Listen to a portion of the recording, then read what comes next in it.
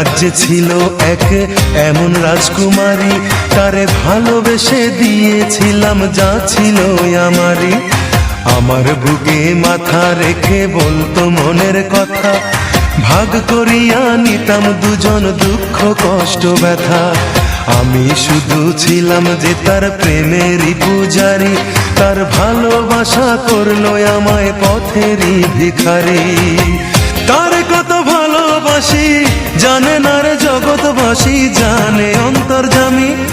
যখন তোমার কেউ ছিল না তখন ছিলাম আমি, এখন তোমার সব হয়েছে পর হয়েছি আমি।